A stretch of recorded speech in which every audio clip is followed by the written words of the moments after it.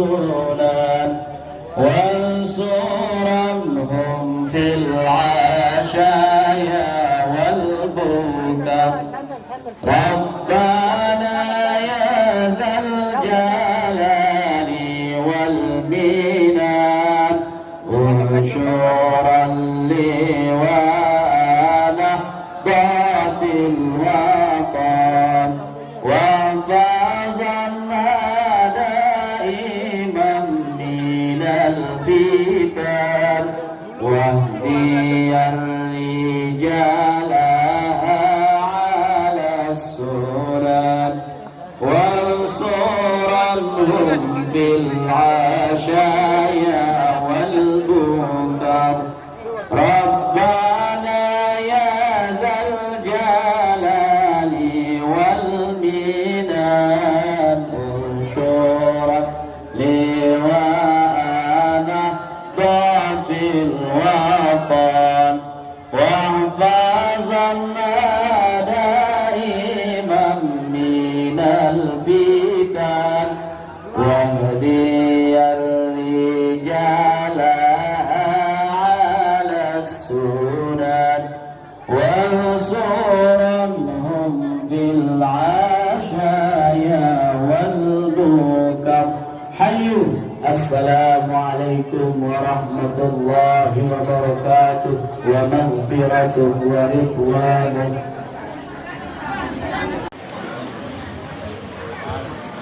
Assalamualaikum warahmatullahi wabarakatuh. Waalaikumsalam warahmatullahi wabarakatuh. Bismillahirrahmanirrahim. Alhamdulillahi rabbil alamin. Wa afdhalus salati wa atammu taslim ala sayyidil mursalin wa khatamin nabiyyin sayyidina Muhammadin sallallahu alaihi wa ala alihi wa sahbihi ajma'in wa ala tabi'in lahum bi ihsan ila yaumiddin wa alaina wa fihim bi rahmatika ya arhamar rahimin. Amma ba'd. الحاضرون في هذا المجلس المبارك أستاذنا وشيخنا الأستاذ أخيار نسأل الله سبحانه وتعالى له الصحة والعافية نسأل الله له طول العمر في طاعة الله ونسأل الله له أن الله سبحانه وتعالى يرزقه الذرية الصالحة. الإخوة المسؤولون في هذا المجلس المبارك نسأل الله سبحانه وتعالى أن يجزيهم كل الخير سواء من الحكومة أو من الذين يساعدون هذا المعهد المبارك. نسأل الله سبحانه وتعالى أن يجعل ذلك في ميزان حسناتهم جميعا. الحاضرون الكرام لهذا المعهد المبارك إرشاد المجاهدين في هذه الاحتفالية المباركة التي نحن وإياكم نرى ثمرة الجهد الذي يبذله المشايخ جزاهم الله خيرا في تعليم شبابنا وتعليم أولادنا حتى يعرفوا دينهم الذي ولدوا عليه وهو دين الإسلام. ونسأل الله سبحانه وتعالى أن يجعل هذا المعهد معهدا مباركا وأن يجعله معهدا مملوءا بالإرشاد وأن يجعله معهدا مملوءا بالخيرات. آمين اللهم آمين. Bismillahirrahmanirrahim. Assalamualaikum warahmatullahi wabarakatuh. Waalaikumsalam warahmatullahi wabarakatuh. Alhamdulillahirabbil alamin wassalatu wassalamu ala asyrafil anbiya'i wal mursalin sayyidina Muhammadin wa ala alihi washabbihi ajma'in.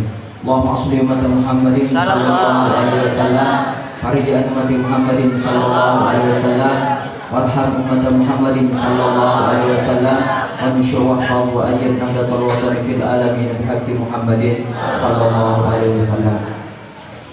Pertama-tama hadirin rahimakumullah, beliau ucapan syukur kepada Allah Subhanahu wa taala, kemudian selawat serta salam selalu teriring kepada junjungan Nabi Muhammad sallallahu alaihi wasallam. Kemudian beliau mendoakan Bapak Tuan Guru kita yang mulia Tuan Guru Ahyar Rashidi. Mudah-mudahan kata beliau Allah memberikan kesehatan kepada beliau. Mudah-mudahan Allah memanjangkan umur beliau. Mudah-mudahan Allah memberikan keturunan yang soleh dan soleha. Mudah-mudahan Allah Subhanahu wa taala menjadikan murid-murid beliau juga adalah anak-anak yang soleh dan soleha.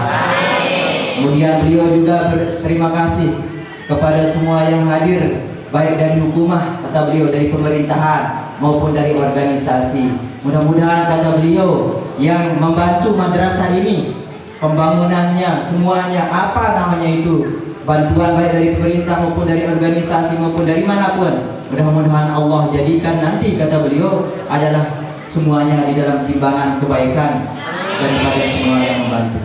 Kemudian kata beliau, hadirin Bapak Ibu sekalian, kita sudah menyaksikan samarah buah hasil dari didikan Bapak Tuan Guru kita yang ada di sini. Ini merupakanlah yang kita lihat, anak-anak kita yang sekolah, anak-anak kita yang mondok, yang belajar agama di sini adalah buah hasil dari barokahnya daripada Tuan Guru kita yang ada di sini. Dan oleh sebab itu beliau mendoakan mudah-mudahan ma'had ini atau pondok ini mendapatkan banyak keberkahan. في هذه الاحتفالية المباركة، الاحتفالية السابعة لإنشاء هذا المعهد المبارك، ونحن وإياكم كذلك في شهر ميلاد النبي صلى الله عليه وعلى آله وصحبه وسلم، وميلاد هذا المعهد المبارك إنما هو ثمرة عن ميلاد النبي صلى الله عليه وسلم.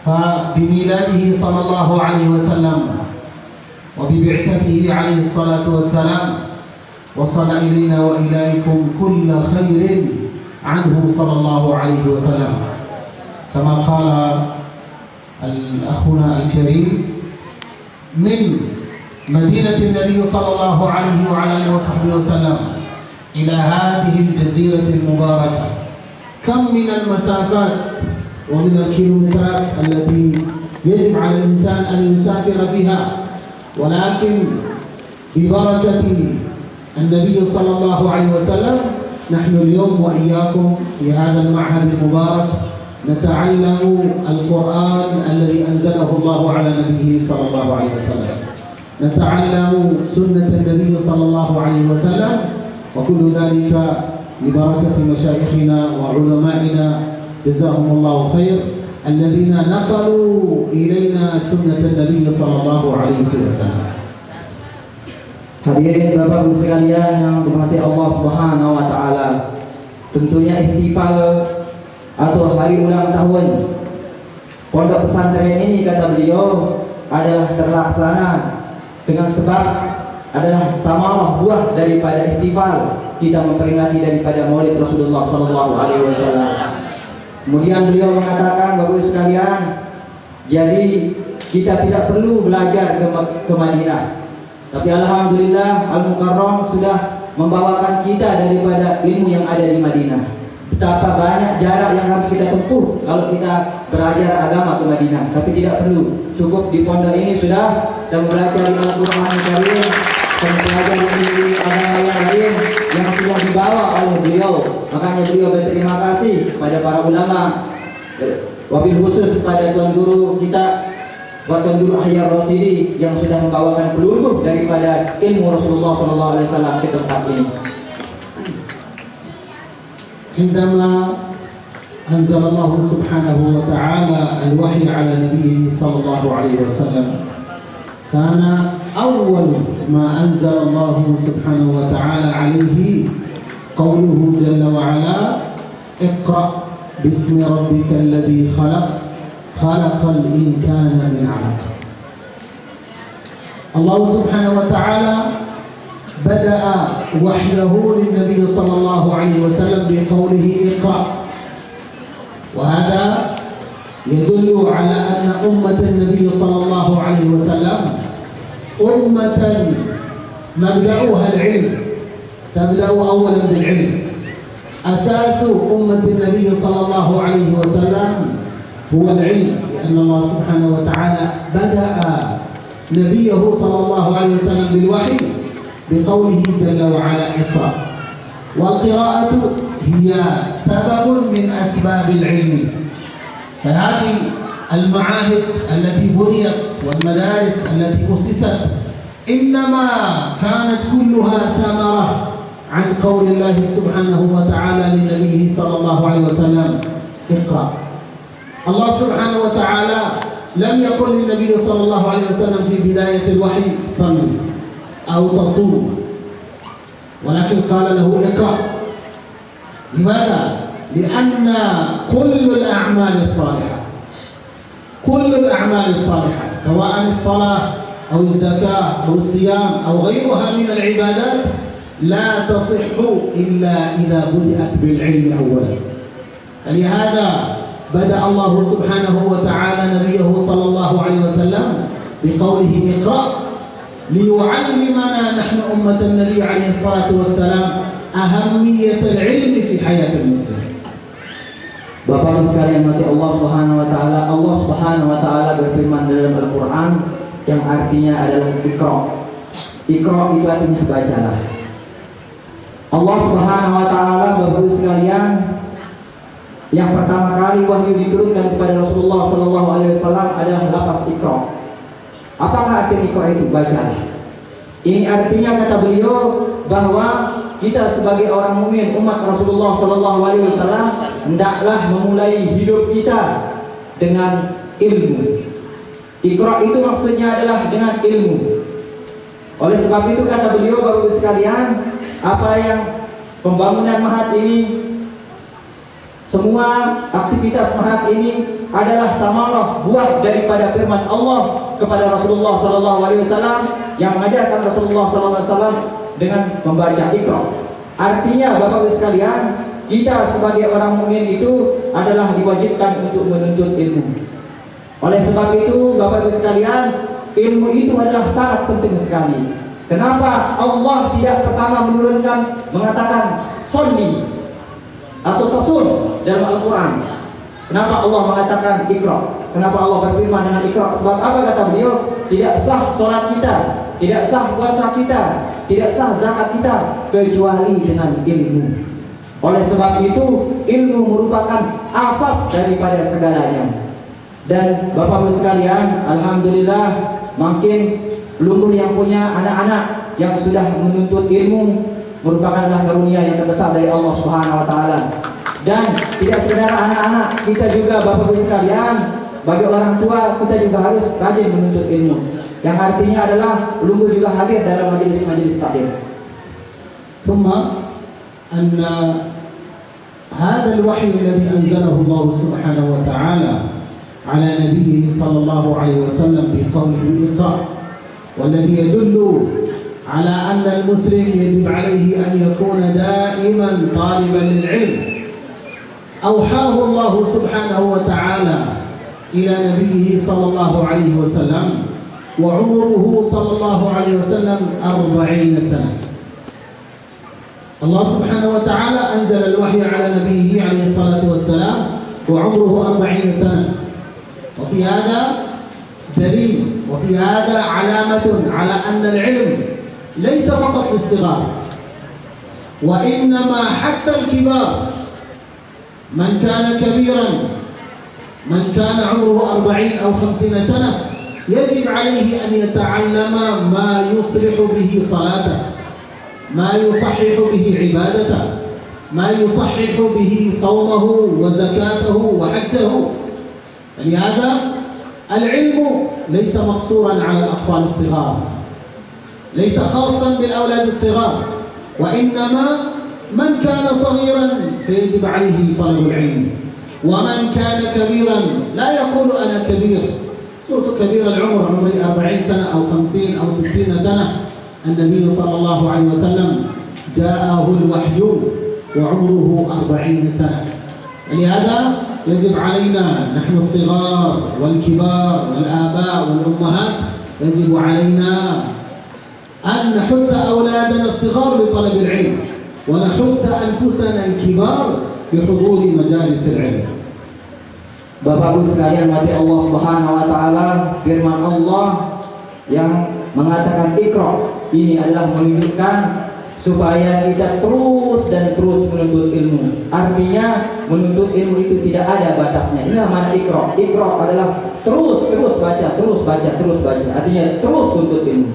Kemudian Bapak sekalian, Allah Subhanahu wa taala kata beliau menurunkan wahyu itu kepada Rasulullah SAW ketika beliau berumur 40 tahun. Artinya apa kata beliau? Ilmu itu tidak dikhususkan hanya kepada anak-anak. Ilmu itu tidak dikhususkan hanya kepada pemuda. Tapi pada siapa? Semua kita, yang kecil, yang muda, yang besar. Bahkan Rasulullah SAW, Bapak-Ibu sekalian, diberikan wahyu oleh Allah, yaitu diberikan ilmu oleh Allah pada umur 40 tahun. Bapak-Ibu sekalian, anak penuntut umur 40 tahun ini ada? Nah, Bapak-Ibu sekalian, jadi jangan hanya anak-anak kita yang menuntut ilmu, tapi kita sibuk dengan kehidupan dunia kita sibuk dengan pekerjaan kita. Kenapa Bapak-Ibu sekalian? Karena semua kita yang wajib melaksanakan ibadah. Bapak-Ibu sekalian, wajib kita sholat, wajib kita puasa, wajib kita zakat kalau mampu, wajib kita mengerjakan ibadah-ibadah yang lain yang hubungannya dengan wajib. Bapak-Ibu sekalian, tentunya kata beliau dengan ilmu. Makanya dengan ilmu ini adalah membaguskan amal ibadah kita yang menyebabkan amal ibadah kita sah. Bila kita umur 40 tahun dikatakan ke atas tetapi tidak menuntut ilmu, bagaimana bisa sah sholat kita?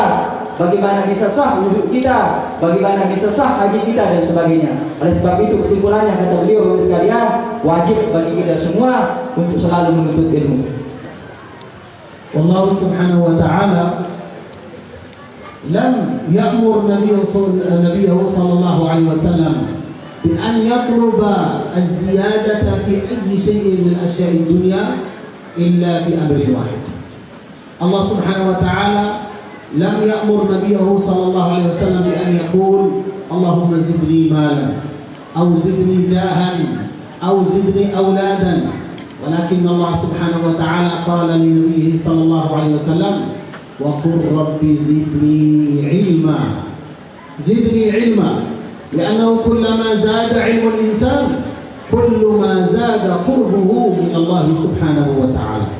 فإن الله سبحانه وتعالى يحب العبد إذا كان عالما. قال الله سبحانه وتعالى إنما يخشى الله من عباده العلماء. ولم يقل سبحانه وتعالى الأغنياء، ولم يقل التجار، ولم يقل أي أحد من الناس. الإنسان الذي هو أشد قربا وأشد خوفا لله سبحانه وتعالى هو الإنسان العالم.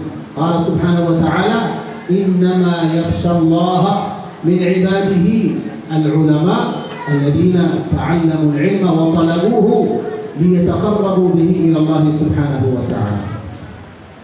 Hadirin rahimakumullah, bahwa Allah tidak memerintahkan Rasulullah SAW untuk berdoa atau untuk menuntut sesuatu yang lebih kecuali kepada satu perkara. Allah tidak menyuruh Rasulullah SAW untuk berdoa, ya Allah zidni ilman atau zidni malan. Allah tidak menuntut Rasulullah SAW untuk berdoa mengatakan, ya Allah tambahkan hartaku. Allah tidak menyuruh Rasulullah SAW berdoa untuk mengatakan zidni jalan, ya Allah tambahkan daripada kedudukanku atau jabatanku. Atau Allah tidak perintahkan Rasulullah SAW untuk berdoa, ya Allah tambahkanlah anakku. Tapi Allah berfirman memerintahkan Rasulullah, wa qur rabbi zidni ilma. Apa kata Allah? Katakanlah wahai Muhammad, mintalah engkau wahai Muhammad, berdoalah engkau wahai Muhammad. Apa doa Muhammad? Rabbi zidni ilma, ya Allah tambahkanlah ilmuku. Mudah-mudahan Allah menambahkan ilmu kita semua. Bapak-Ibu sekalian, kenapa seperti itu? Hadirin rahimakumullah, karena dengan ilmu itulah kita dekat dengan Allah Subhanahu wa taala. Jadi kita tidak bisa dekat dengan Allah kecuali dengan jalan ilmu. Bahkan Allah Subhanahu wa taala berfirman, "Innama yakhsyallaha min ibadihi al-ulama'u." Hanya saja yang paling takut kepada Allah dari hambanya adalah orang-orang yang berilmu. Jadi kita tidak bisa takut kepada Allah bila tidak ada ilmu di dalam diri kita. ثم قال الله سبحانه وتعالى في أول الوحي اقرأ باسم ربك الذي خلق. قال الله سبحانه وتعالى اقرأ باسم ربك. فالقراءة والعلم يجب أن يكون مقرونا بذكر الله تعالى، أن يكون هذا الإنسان يتعلم العلم وفي قلبه الإخلاص لله جل وعلا. قال الله سبحانه وتعالى اقرأ باسم ربك، لأن هناك أناس يقرؤون ويتعلمون لكنهم لا يتعلمون باسم الله.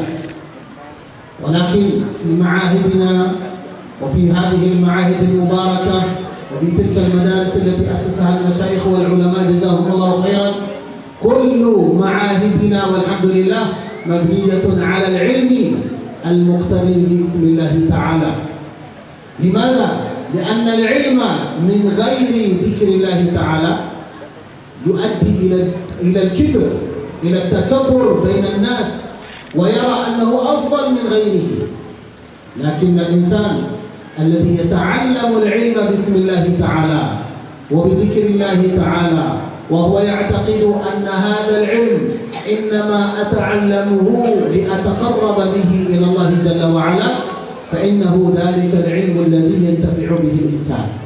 ولهذا كان من دعاء النبي صلى الله عليه وصحبه وسلم أنه يدعو يقول اللهم إني أعوذ بك من علم لا ينفع.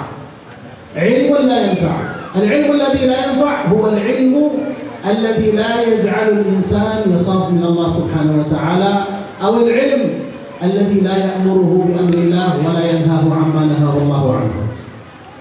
Hadirin rahimakumullah, beliau membacakan firman Allah Subhanahu wa taala yang pertama tadi, Iqra bismi rabbika. Bacalah dengan menyebut nama Tuhan. Artinya apa nih Ibu sekalian? Ditafsirkan oleh beliau, artinya ini adalah tuntutlah ilmu yang disertai dengan menyebut nama Allah. Maksudnya apa? Kita menuntut ilmu itu ikhlas karena Allah. Tidaklah kita menuntut ilmu karena apa-apa. Tidak kita menuntut ilmu karena riya atau karena manusia. Tidak kita menuntut ilmu karena sombong dan sebagainya Bapak sekalian. Tidak, kata beliau.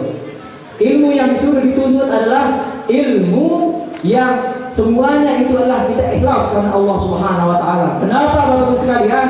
Karena ilmu yang ikhlas itu, atau ilmu karena Allah, atau ilmu yang diiringi dengan nama Allah Subhanahu wa taala, itulah yang akan membawa manfaat. Tetapi sebaliknya, ilmu yang tidak diiringi dengan nama Allah atau tidak dengan dasar ikhlas, maka sungguh ilmu itu tidak bermanfaat. Rasulullah SAW Bapak sekalian mengajarkan kita doa atau berdoa. Rasulullah SAW supaya mohon kepada Allah supaya diberikan ilmu yang bermanfaat. Apa sabda Rasulullah? Allahumma inni a'udzubika min ilmin la yanfa'. Bapak sekalian, yang artinya adalah aku berlindung padamu wahai Allah dari ilmu yang tidak bermanfaat. Kenapa Bapak sekalian? Karena ilmu yang bermanfaat itu, hadirin rahimakumullah, akan mendekatkan diri kita kepada Allah Subhanahu wa taala, akan menyebabkan kita takut kepada Allah, dan akan menyebabkan kita menjalankan perintah Allah Subhanahu wa taala. لهذا ينبغي علينا الآباء والأمهات أننا نعين أبنائنا الصغار على طلب العلم، لأن إذا لم يتعلم الآباء والأمهات إذا شعروا بأنهم قد فاتهم العمر وأنهم لا يمكن أن يتعلمون، فعليهم أن يعلموا أولادهم، أن يعلم الإنسان ابنه. فإذا علمت ابنك وكان عالما فإنه يكون بعد ذلك صالحا يدعو لك عند موتك، يدعو لك بعد موتك. قال النبي صلى الله عليه وسلم إذا مات ابن آدم انقطع عمله إلا من ثلاث: صدقة جارية أو علم ينتفع به أو ولد صالح يدعو له.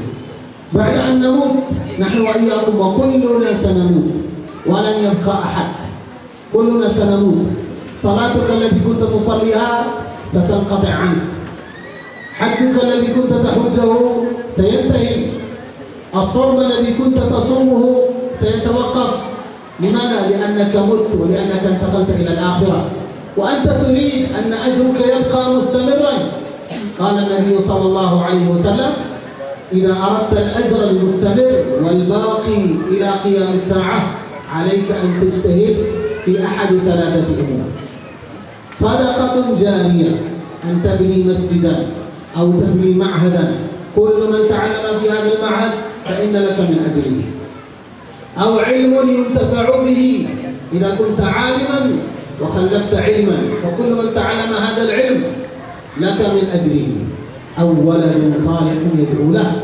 وهذا الولد الصالح إذا كان الآباء ما عندهم القدرة على بناء المعاهد ولا بناء المساجد، وهم من العوام ليسوا من العلماء، ونحن نريد أن الأجر يكون مستمر لنا في الآخرة.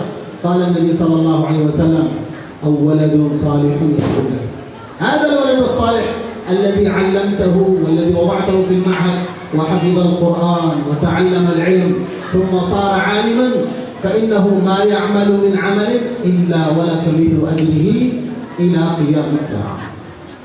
Hadirin rahimahumullah, kemudian kepada kita yang sudah tua, bapak-bapak, ibu-ibu sekalian, apa kata beliau? Maka hendaklah kita bantu anak-anak kita untuk menuntut ilmu. Karena kenapa? Karena kalau yang sudah tua, maksud sekalian mungkin sudah merasa bahwa sekalian sudah agak terlambat untuk menuntut ilmu seperti yang dilaksanakan oleh anak-anak kita. Karena kita tidak akan mungkin kembali seperti ini, karena kita sudah ada kesibukan-kesibukan lain juga. Oleh sebab itu kata beliau bahwa sekalian, hendaklah kita bantu anak-anak kita untuk menuntut ilmu. Kenapa? Karena di dalam hadis Rasulullah SAW disebutkan, "Iza mata ibnu Adam in qata'a amaluhu illa min salas." Apabila mati manusia, anak Adam, keturunan Adam semua, terputus amal ibadahnya kecuali 3 perkara. Sholat kita yang kita kerjakan sekalian, kalau sudah meninggal dunia sudah tidak ada pahala sholat kita masuk dalam kubur. Haji yang kita kerjakan di dunia, kita dapat di dunia, ketika sudah masuk kubur sudah tidak bisa lagi datang. Bapak sekalian, kemudian zakat dan pahala-pahala yang lain sudah terputus semuanya. Kenapa terputus? Karena sudah tidak bisa kita kerjakan, karena kita sudah meninggal dunia. Kecuali 3 perkara yang akan tetap mengalir Bapak Ibu sekalian pahalanya walaupun kita sudah berada di dalam kuburan. Pertama kata beliau sekalian, shadaqatun jariyatun. Sedekah yang mengalir. Terus sekalian, mun bahasa Lombokna sedekah di jari, daripada temparan jari wah. Niki terus sekalian ngalir kayak air. Kenapa dikatakan ngalir? Tidak terputus. Aliran air tidak terputus. Aliran pahala itu sampai hari kiamat. Peluru akan tetap diairi oleh amal ibadah itu. Sedekah jariah itu. Mana contohnya? Peluru sisihkan uangnya untuk membangun masjid munawwar. Mana-mana tadi? Walaupun hanya sedikit sekalian, belum sisihkan uangnya untuk pembuatan madrasah.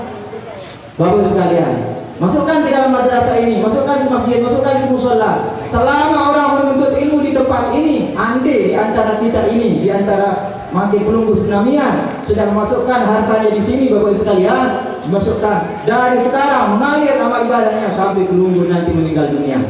Ini yang pertama. Yang kedua kata beliau Bapak sekalian adalah shadaqatun jariyatun, al-ilmu yuntafa'u bih, ilmu yang bermanfaat, ilmu yang kita ajarkan. Yang ketiga kata beliau adalah waladun sholih, yaitu adalah anak yang soleh, yang mendoakan orang tuanya sampai selama-lamanya. Kenapa Bapak sekalian? Karena anak yang soleh itu ketika dia mondok atau ketika dia menuntut ilmu, misalnya dia membaca Al-Quran, menghafalkan Al-Quran, pelajari ilmu-ilmu yang lain, kemudian dia tumbuh jadi anak yang soleh. Andai kata meninggal ibu bapaknya, maka sesungguhnya semua pahala. Karena kita tidak tahu Bapak sekalian, anak-anak penunggu ini nanti tidak tahu, mudah-mudahan siapa jadi tuan guru, amin. Mudah-mudahan siapa jadi ulama. Lawan misalnya manggil sekalian menjadi ulama, ampun siu boleh pernah. Siu ngamalang ilmu ini, siu tidak ada pelunggu.